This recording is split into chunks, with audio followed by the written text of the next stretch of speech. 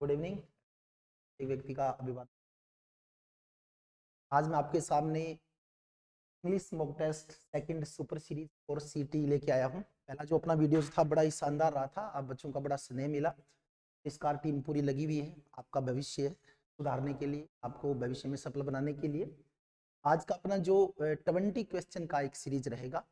सीटी में जितने भी टॉपिक्स इंक्लूड किए गए इंग्लिश के, उन सबको देखते हुए एक एक दो दो प्रश्न सबके डाले गए हैं। तो पिछली बार आप लोगों ने जो आंसर दिए थे एकदम से करेक्ट आंसर दे रहे थे, मतलब बिल्कुल स्टिक आ रहे थे।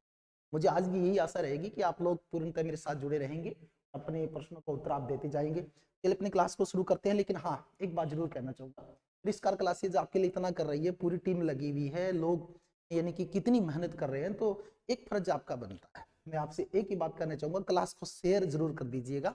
आप चैनल को अगर सब्सक्राइब नहीं किया तो सब्सक्राइब जरूर कीजिएगा। हाँ, मेरे बारे में ये कहता हूँ, आपको अच्छा लगे तो लाइक करना, वरना वीडियो को लाइक मत, क्योंकि वो कोई मायना नहीं है। अपना मायना ये है कि हमको क्या सीखना। चलिए आपके सामने पहला क्वेश्चन आज का ये रहा।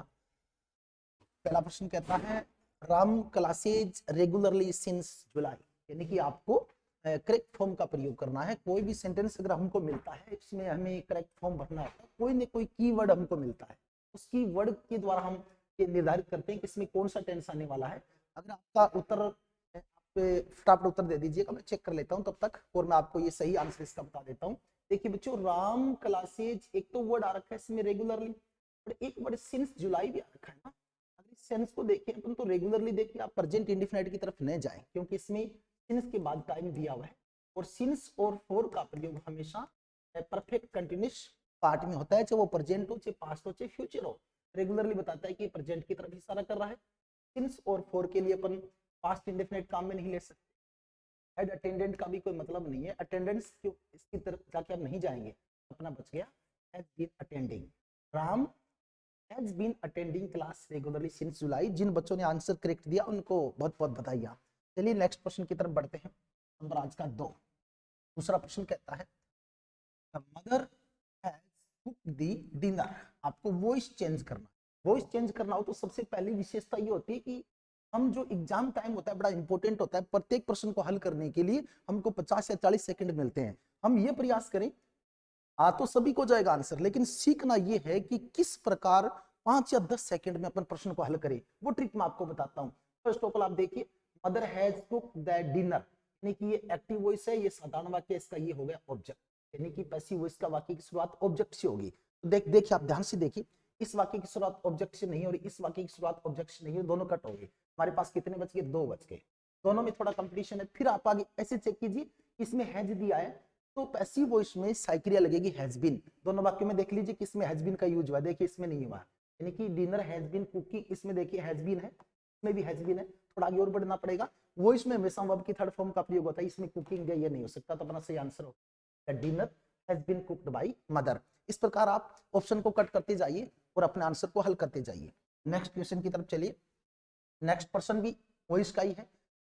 प्रश्न number 3, we need 6 camels for our work. कि हमारा कार्य पूरा करने के लिए हमें कितने ऊंट की जरूरत है, कितने कैमल्स की जरूरत है? 6 कैमल्स की जरूरत है। अगर इसको आप ध्यान से देखिए तो वॉइस चेंज करना है। साधारण वाक्य, अगर एक्टिव वॉइस साधारण हो तो पैसिव वॉइस भी साधारण बनेगा, नेगेटिव तो नेगेटिव बनेगा, इंट्रोगेटिव तो इंट्रोगेटिव बनेगा। तो हम फर्स्ट ऑफ ऑल देख लेते हैं कि इसका जो ऑब्जेक्ट है वो क्या है।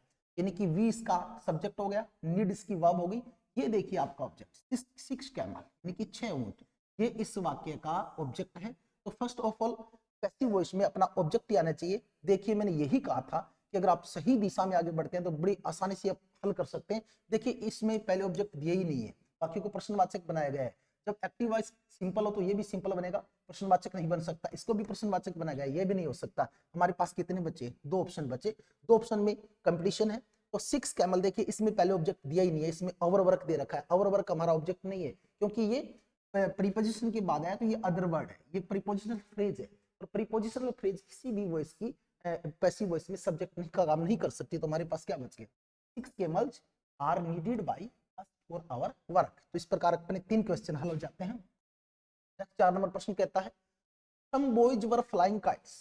कुछ लड़के पतंग उड़ा रहे थे। चलिए आपको टाइम देता हूँ, हल कीजिए फटाफट। आप किस प्रकार हल करेंगे? ये भी वॉइस का ही प्रश्न है। अगर वॉइस का प्रश्न हो तो फर्स्ट ऑफ ऑल मैंने कहा कि आप वाक्य देखिए, अगर ये साधारण तो वाक्य साधारण ही बनना है।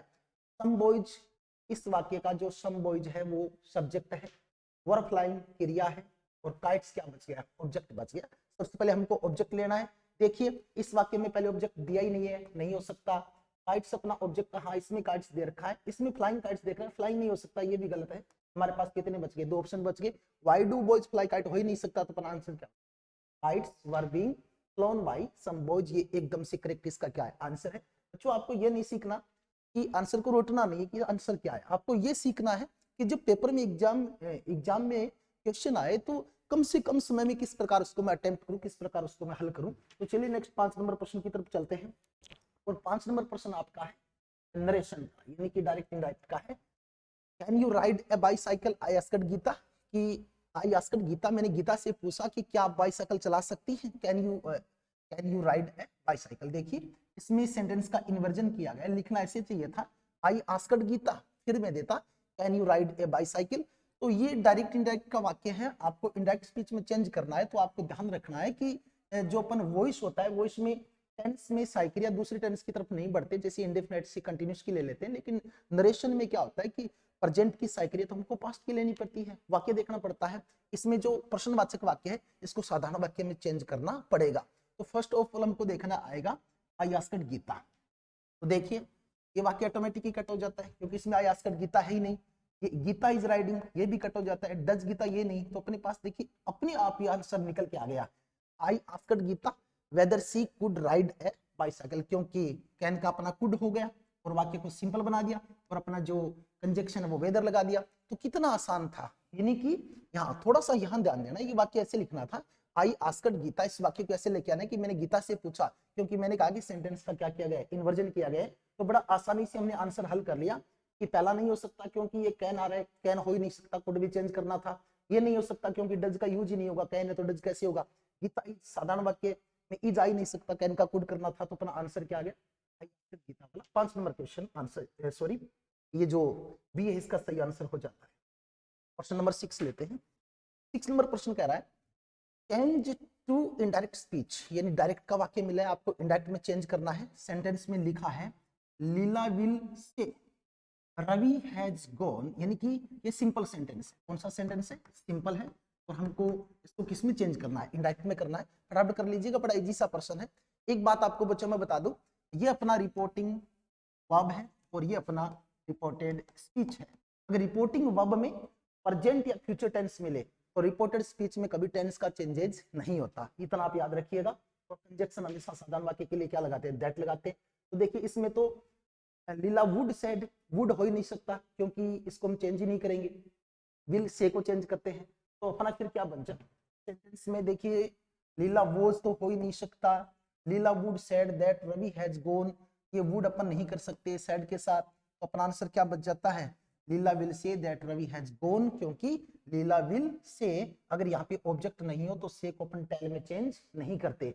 देखिए बच्चों विल को चेंज नहीं करना है, चेंज कर सकते हैं से को, लेकिन तब कर सकते हैं जब हम से की ये जो वर्ब दी हुई है से, इसका हमें कोई ऑब्जेक्ट मिल जाए। कोई ऑब्जेक्ट नहीं दिया तो से का हमको से ही रखना है।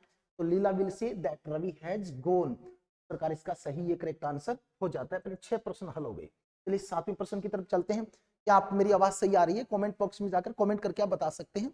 अगर आपको ऐसा लगे कि आवाज में कोई दिक्कत हो तो आप कमेंट करके इसकी कंप्लेन कर सकते हैं। जो हमारे बैठे हैं जो महोदय वो टेक्नीशियन, वो इनको सही कर देंगे। और अगर आपको प्रश्नों में कोई दिक्कत आ रही है फटाफट हल कीजिए। अगर आपको प्रश्न में आंसर जल्दी दे रहा हूं तो भी आप शिकायत कर सकते हैं कि सर धीरे दीजिए। अगर अपनी क्लास स्लो चल रही है तो भी आप इसको लिख सकते हैं कि इसको फास्ट करिए, स्लो रखें। नेक्स्ट प्रश्न 7 नंबर है, the teacher said I am busy now, यानी कि ये भी डायरेक्ट इनडायरेक्ट का है। अध्यापक ने कहा कि मैं अब क्या हूं, बिजी हूं। देखिए बड़ा इजी सा वाक्य है, हमको साधारण वाक्य दिया गया है, हमको साधारण वाक्य दिया गया है। ये रिपोर्टिंग वर्ब है और ये अपना हो गया रिपोर्टेड स्पीच। रिपोर्टेड स्पीच में साधारण वाक्य दिया गया हो तो उसका चेंजिंग किस में करते हैं, साधारण वाक्य में ही करते हैं। इतना से याद रखना है।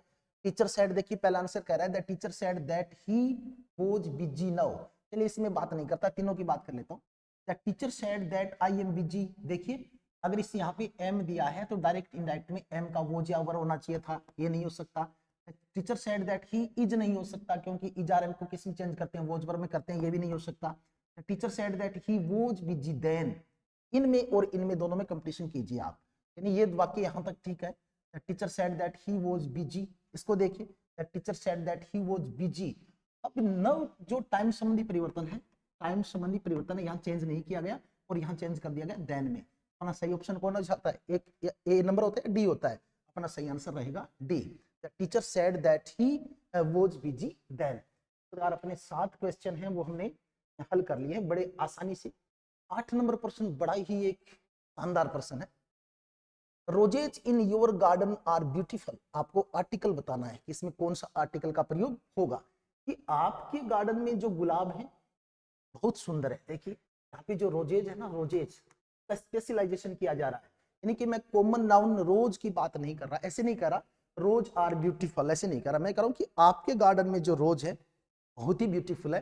स्पेसिफाई किया गया है, आप ए एन तो ले ही नहीं सकते क्योंकि ये प्लूरल नाउन है, नो नहीं हो सकता। स्पेसिफाई अगर अपन कर रहे हैं, इसको विशेष बनाने का प्रयास कर रहे हैं, तो उससे पूर्व हमेशा आर्टिकल क्या आता है, पूरा आर्टिकल आता है दैट, इसका सही आंसर हो जाएगा दैट। चलिए नेक्स्ट 9 नंबर की तरफ चलते हैं। टाइगर इज डेंजरस एनिमल, जो इसमें देखिए टाइगर है वो एक खतरनाक जानवर है। इसमें अपन देखें तो अपन सम का यूज नहीं कर सकते क्योंकि सम के बाद जो नाउन है वो क्या चाहिए, प्लूरल चाहिए।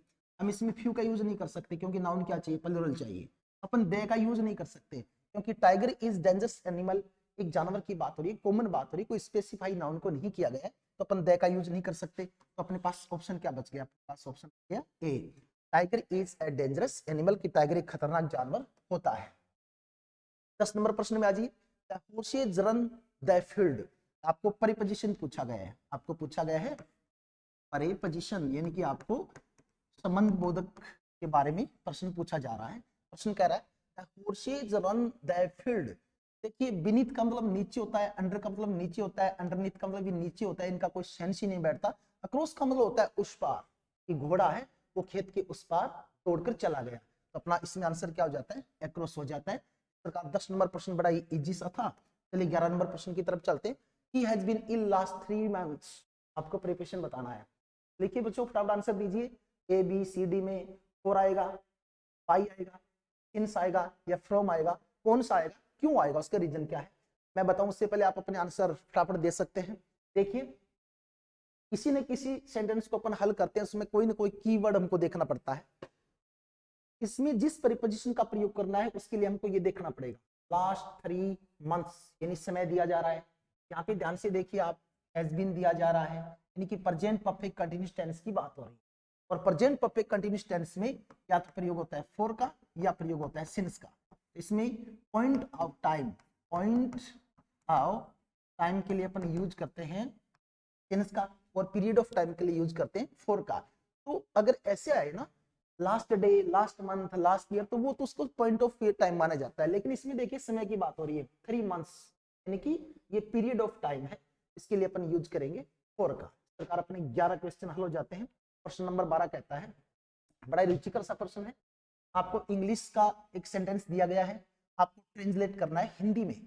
दे का मतलब वे, और का मतलब थे, क्लास यानी कक्षा, यानी कि वे कक्षा में थे। पहला देखिए, वे कक्षों में थे, कक्षों में तो यहाँ पे क्लास लिखा है, क्लासेस लिखा ही नहीं है, नहीं हो सकता। वे कक्षाओं में थे, कक्षाओं का कहाँ दिया है, क्लास दिया है, ये भी नहीं हो सकता।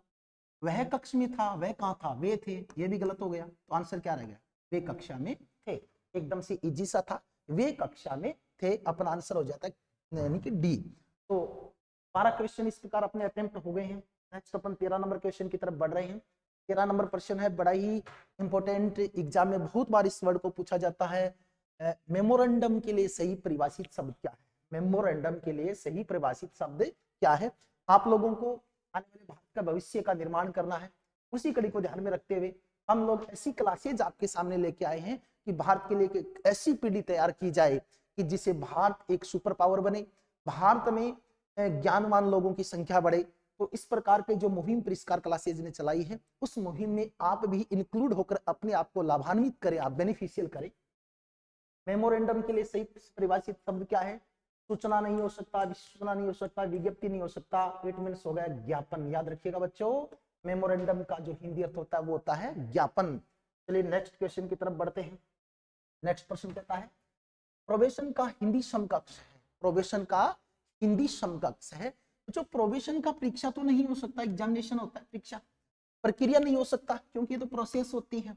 तो एक तो बचा कार्यवाही और एक बता परिवीक्षा। कार्यवाही भी नहीं हो सकता, तो अपन आंसर क्या हो गया, परिवीक्षा। याद रखिएगा, प्रोविशन का हिंदी अर्थ होता है परिवीक्षा। सरकार अपने 14 क्वेश्चन हैं वो हल हो गए। 15 नंबर पे क्वेश्चन बड़ा ही इंपॉर्टेंट, एंटोनिम। आपको विलोम शब्द बताना है। विक्ट्री का मतलब होता है जीत, विक्ट्री का मतलब होता है जीत होता है, और जीत का हमको क्या बताना है, विलोम शब्द बताना है। कॉन्क्वेस्ट भी जीत ही होता है, तो ये तो इसका पर्यायवाची नहीं हो गया जी, एंटोनिम नहीं हुआ। नेक्स्ट बढ़े, डिस्ट्रैक्शन विनाश होता है, तो जीत विनाश ऐसा कुछ बैठा नहीं।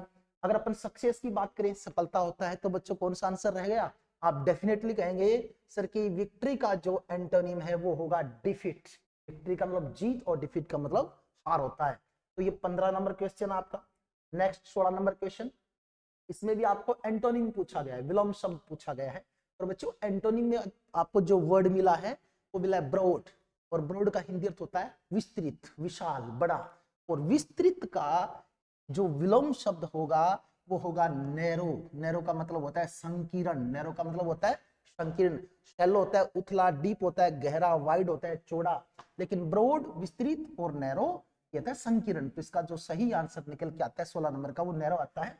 अपन एंटोनिम सिनोनिम में बहुत पिछड़े हुए लोग रहते हैं, ऐसा नहीं करना। एंटोनिम सिनोनिम को याद करने की सही प्रोसेस होती है, डेली 5-7 शब्दों को याद कीजिए। यदि आपका वोकेब आपकी पकड़ रहेगी, रूल आप याद कर लेंगे, इंग्लिश का कोई भी सेंटेंस आपको कभी परेशान कर ही नहीं सकता।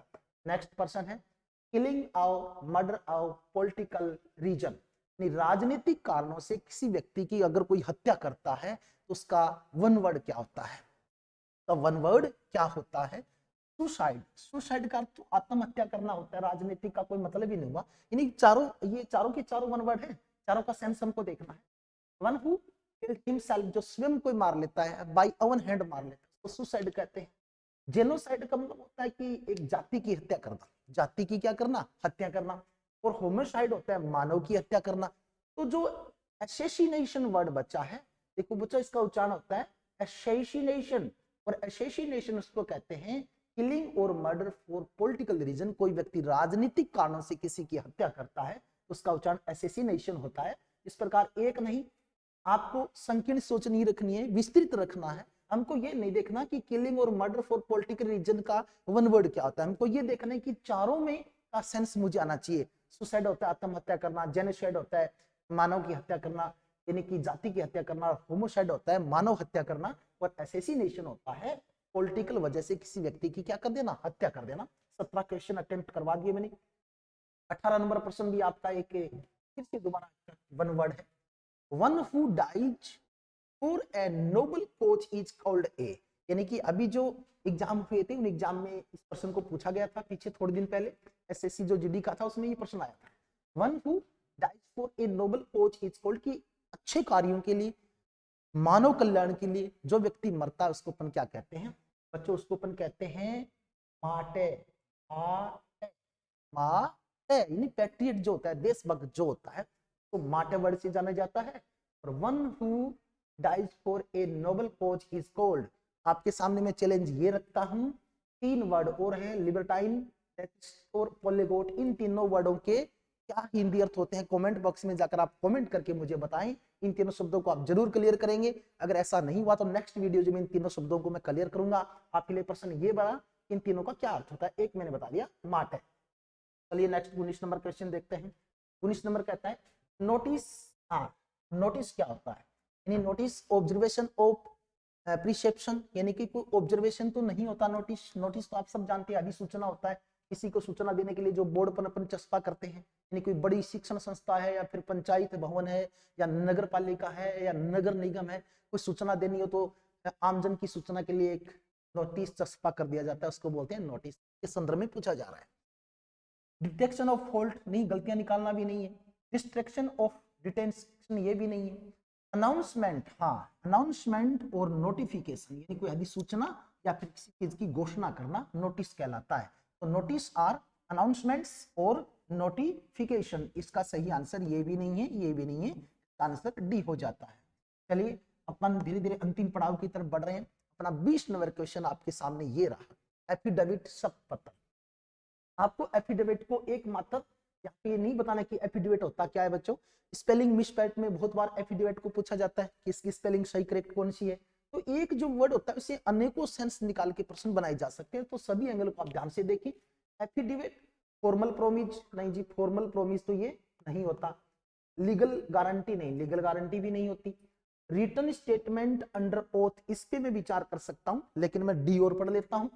Certificate of acceptance under oath नहीं, ये भी नहीं होता। तो इसका जो सही बच गया ये इसका करेक्ट आंसर है।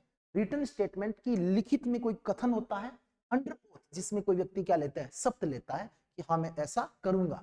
तो ये अपने फॉर्मल प्रोमिस नहीं है, लीगल गारंटी कोई कानूनी रूप से गारंटी नहीं है। इसमें व्यक्ति ओथ लेता है, शपथ लेता है कि हाँ मैं शपथ लेता हूं कि ये इस प्रकार से चीजें थी। तो एफिडेविट का यही अंदर होता है। ये अपने 20 क्वेश्चन थे जिनको मैंने प्रत्येक क्वेश्चन को बड़ी आसानी से आपको हल करवाने का प्रयास किया। अगर आपके कोई भी प्रश्न में डाउट हो तो आप कमेंट बॉक्स में जाकर कमेंट कर सकते हैं। ये अपना model paper mock test number 2 था। इस प्रकार मैंने 20% लास्ट में पेपर में हल करवाए थे, 20 आज आपको करवा दिए। 40 क्वेश्चन हमने अटेम्प्ट कर लिए हैं।